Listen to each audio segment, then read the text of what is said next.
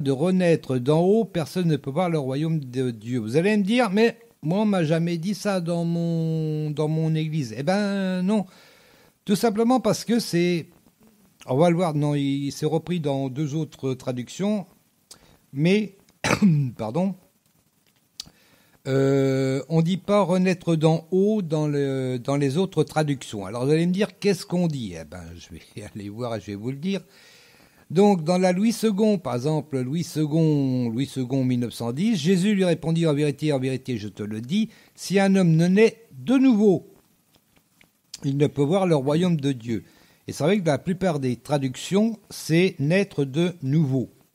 Voilà.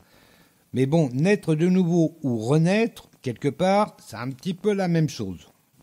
Hein? Oui. Moi, je trouve. Hein. Voilà, oui. Mais c'est vrai que... Oui. Oui. Mais... Hein? Vous voulez dire quelque chose, mais quoi c'est alors donc oui, par contre, dans la Bible de Jérusalem, elle reprend le terme naître d'en haut.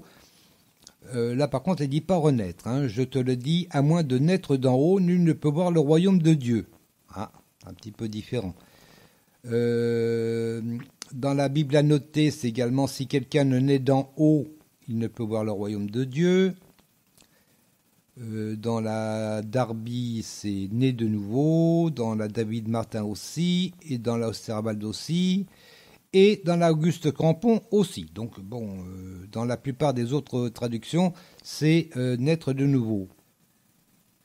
Je regardais la Maître Sassy, ils ont juste inversé. Personne ne peut voir le royaume de Dieu s'il ne naît de nouveau. Voilà.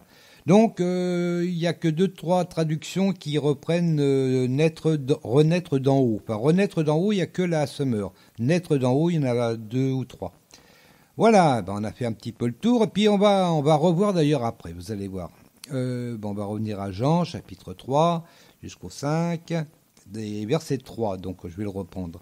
Jésus lui répondit, « Vraiment, je te l'assure, à moins de renaître d'en haut, personne ne peut voir le royaume de Dieu. » « Comment un homme peut-il naître une fois vieux ?» s'exclama Nicodème. « Il ne peut tout de même pas retourner dans le ventre de sa mère pour renaître. »« Vraiment, je te l'assure, reprit Jésus, à moins de naître d'eau, c'est-à-dire d'esprit, personne ne peut rentrer dans le royaume de Dieu. » Donc, en fait, il ne fait pas de différence entre naître d'eau et l'esprit. Dans la Summer, attention, dans la Bible Summer. Et là, par contre, je vous disais que dans l'autre verset qu'il y avait 2-3 traductions qui reprenaient un petit peu la Summer. Là, pas du tout. Il n'y a que la Summer qui dit que l'eau et l'esprit, finalement, c'est la même chose. Dans la version Summer, c'est à moins de naître d'eau, c'est-à-dire d'esprit. Dans les autres traductions, c'est différent. Si un homme ne naît d'eau et d'esprit. Oui, il y a les deux choses, l'eau et l'esprit. Alors que dans la Summer, c'est marqué d'eau, c'est-à-dire d'esprit. Donc, quelque part, c'est la même chose. Et dans toutes les traductions, c'est naître d'eau et d'esprit. 2 choses séparées. Allez, on continue. On va passer à la question suivante. Oui. Ah bah non, parce que elle est loupée. Attends, si, c'est bon. Donc question 3. Qu'est-ce que Moïse a pendu au bois? Qu'est-ce que Moïse a pendu au bois? Un homme, au bois, on dirait un instrument de musique, hein, au bois. Oui. Oh, bah. Qu'est-ce que Moïse a pendu au bois? Un homme, un oiseau ou un serpent? Un homme, un oiseau ou un serpent? 10 secondes.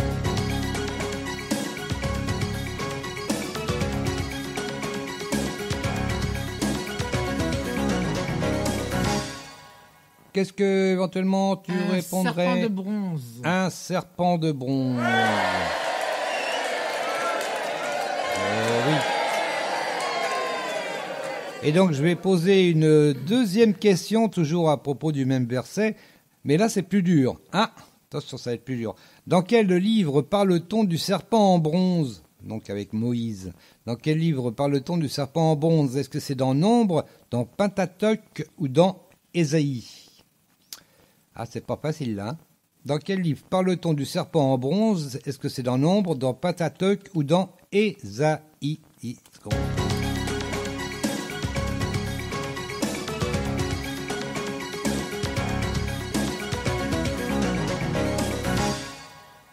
Qu'est-ce que tu dirais, toi? Tu m'as dit quoi, Lédou? Alors, on va dire Nombre, Pentateuque ou Ésaïe. Ah, t'as une chance sur 3 au mieux. Bah ouais, et puis moi, j'ai Jean, mais... Mets pas ta main devant ta bouche quand tu Ah parles. oui, pardon. Voilà. Excuse-moi. Bah moi, j'ai Jean, mais j'ai pas autre chose. T'as Jean, mais t'as pas autre chose. Oh. Ah oui, ah ben c'est vrai qu'il faut bien chercher dans Google, c'est caché un petit peu, faut vraiment bien chercher. En fait, c'est dans Nombre. C'est dans Nombre qu'on retrouve ça. Eh ben, je vais aller vous le lire, les enfants. Attendez.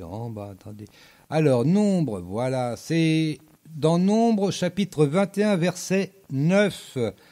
Moïse façonna un serpent de bronze et le fixa en haut d'une perche. Dès lors, si quelqu'un était mordu par un serpent et qu'il levait les yeux vers le serpent de bronze, il avait la vie sauve. Voilà. Ça, retrouvez ça dans Nombre. N'hésitez pas à lire le chapitre en entier. Hein. Moi, je pousse toujours les gens à ne pas s'arrêter à un verset, mais de lire tout le chapitre. Ah, des fois c'est un peu long, des fois c'est un peu moins long, ça dépend. Nombre chapitre 21, je vais regarder vite fait pour vous renseigner. Oui, il y a quand même 35 versets. Oh, c'est pas excessif. Et donc vous lisez ce qui s'est passé exactement, pourquoi Moïse a fait ce serpent de bronze, qui lui a demandé. Ah, je vous le dirai pas, vous n'avez qu'à le lire dans la Bible. Là, A, B. Je rappelle Nombre chapitre 21. Et puis c'est tout. Ah bah c'est comme ça. Allez, la question... non, j'ai pas lu. Non, t'as pas lu. Non, j'ai pas lu. Ah bah attends, si je lis pas, ça va pas, ça. Donc, on a dit que c'était au verset, donc, C'est au verset 14, 14, oui, que j'ai pas lu. Alors, donc, j'en étais par contre au verset 5. Ah oui, ça fait pas mal. Alors, au verset 6. Ce qui naît d'une naissance naturelle, c'est la vie humaine naturelle. Ce qui naît de l'esprit est animé par l'esprit. Ne sois donc pas surpris si je t'ai dit, il vous faut renaître d'en haut. Le vent souffle où il veut, tu entends le bruit, mais tu ne sais ni d'où il vient, ni où il va. Il en est ainsi pour quiconque est né de l'esprit. Nicodème reprit, comment cela peut-il se réaliser? Toi qui enseignes le peuple d'Israël, tu ignores cela? Lui répondit Jésus. Vraiment, je te l'assure, nous parlons de ce que nous connaissons réellement et nous témoignons de ce que nous avons vu. Et pourtant, vous ne prenez pas notre témoignage au sérieux. Juste une petite parenthèse à relier à l'émission, je crois, précédente. Jésus, à ce moment-là, dit nous et ne dit pas je. Je vais refaire le verset 11. Vraiment, je te l'assure, nous parlons de ce que nous connaissons réellement et nous témoignons de ce que nous avons vu. Ah, il y en a des nous, hein. Oui. Alors, ceux qui comprennent pas trop ce que je dis, vous écoutez les émissions précédentes. La dernière, je crois que il me semble que c'était la semaine dernière, mais je suis pas sûr. Donc, vous réécoutez les émissions précédentes et puis peut-être que vous allez comprendre. Et pourtant, voilà. Allez, on continue.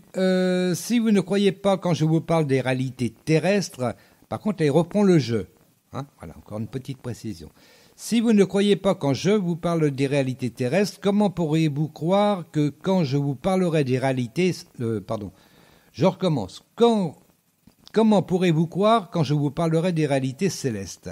Car personne n'est monté au ciel, sauf celui qui est descendu, le Fils de l'homme. Dans le désert, Moïse a élevé sur un poteau le serpent de bronze. De la même manière, le Fils de l'homme doit, lui aussi, être élevé. Oui, là, Jésus fait une comparaison entre ce serpent de bronze qui a été mis sur un poteau, un peu comme une croix, et puis sa propre mort à lui. Voilà. Allez, version Tu la as question. du mal aujourd'hui, mon chéri. Oui, les jours. Allez, 5e question. Dieu a envoyé son Fils pour condamner le monde, juger le monde ou sauver le monde. Dieu a envoyé son Fils pour condamner le monde, juger le monde ou sauver le monde. Allez,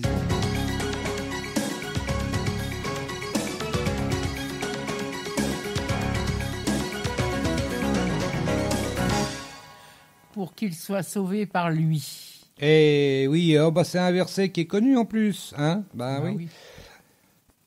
Eh ben, on va lire ça, c'est au verset 17, on en est au 15. Alors, on y va. Pour que tous ceux qui placent leur confiance en lui aient la vie éternelle. Alors là, je vais peut-être reprendre le 14 parce que ça fait bizarre à dire comme ça. Alors, dans le désert, Moïse a élevé sur un poteau le serpent de bronze. De la même manière, le Fils de l'homme doit lui aussi être élevé pour que tous ceux qui placent leur confiance en lui aient la vie éternelle. Oui, Dieu a tant aimé le monde qu'il a donné son Fils, son unique, pour que tous ceux qui placent leur confiance en lui échappent à la perdition et qu'il ait la vie éternelle. Alors là aussi, au verset 16, la version Sommer, c'est un petit peu, ça veut dire la même chose, hein, mais c'est un petit peu écrit différemment. Je vais le répéter, on va aller voir un petit peu dans la Louis II, on va pas aller dans les autres, on va juste s'arrêter à la Louis II.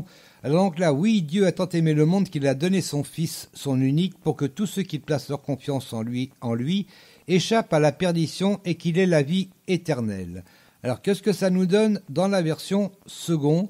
Car Dieu a tant aimé le monde qu'il a donné son Fils unique, afin que quiconque croit en lui ne périsse point, mais qu'il ait la vie éternelle. Alors c'est ce verset que la plupart des gens ont retenu. Hein. Celui de la Sommer est un petit peu plus long. Personnellement, je le trouve plus simple. J'aime pas les versets. J'ai l'impression que c'est toujours raccourci. C'est du raccourci, j'ai l'impression, parce que c'est mon idée. Hein. Et quand on lit la Bible Sommer, c'est moins raccourci. Bon, voilà.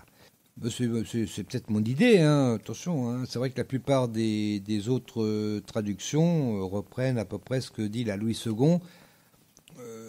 On ne parle pas de perdition, on parle de périr hein, sur les autres traductions. Bon, c'est pas une grosse différence. Hein. Voilà. Alors, je vais relire le 16, parce que d'abord c'est un beau verset que tout le monde connaît. Pas forcément la version Sommer, mais tout le monde la connaît quand même. Oui, Dieu a tant aimé le monde qu'il a donné son Fils, son unique, pour que tous ceux qui placent leur confiance en lui échappent à la perdition et qu'ils aient la vie éternelle. En effet, Dieu a envoyé son Fils dans le monde, non pas pour condamner le monde, mais pour qu'il soit sauvé par lui. Voilà. Et j'ai pas posé de question après. Tant pis, on va le lire comme ça. Hein. Oui. Celui qui met sa confiance en lui n'est pas condamné, mais celui qui n'a pas foi en lui est déjà condamné, car il n'a pas mis sa confiance en la personne du Fils unique de Dieu. Et voici en quoi consiste sa condamnation. C'est que la lumière est venue dans le monde, mais les hommes lui ont préféré les ténèbres, parce que leurs actes sont mauvais. En effet, celui qui fait le mal déteste la lumière, et il se garde bien de venir à la lumière de peur que ses mauvaises actions ne soient révélées. Mais celui qui a une conduite conforme à la vérité vient à la lumière pour qu'on voit clairement que tout ce qu'il fait, il l'accomplit dans la communion avec Dieu. Eh oui, quand on a une conduite conforme à Dieu, à la vérité, on n'a pas peur de se montrer, hein, on se cache pas. Hein. Alors que les autres, quand même, un petit peu. Hein. Bon, oui. En bas. Voilà, on a fait cette première partie, on arrive au verset 21, donc on entend mal le verset 22, après la pause musicale qu'on va retrouver maintenant. Et donc, qu'est-ce qu'on va écouter ? On va écouter donc le groupe Hillbillions. Oui, c'est comme ça.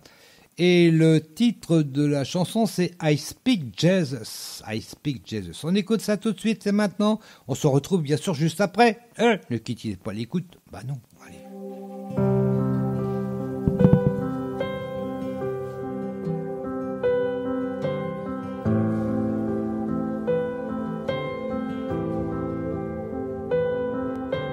I just want to speak the name of Jesus over every heart and every mind, 'cause I know there is peace within your presence. I speak Jesus.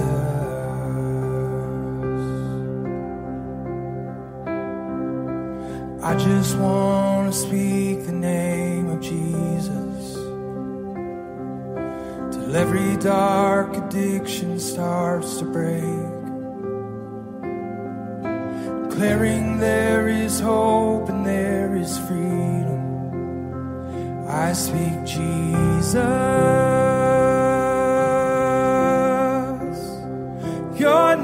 His power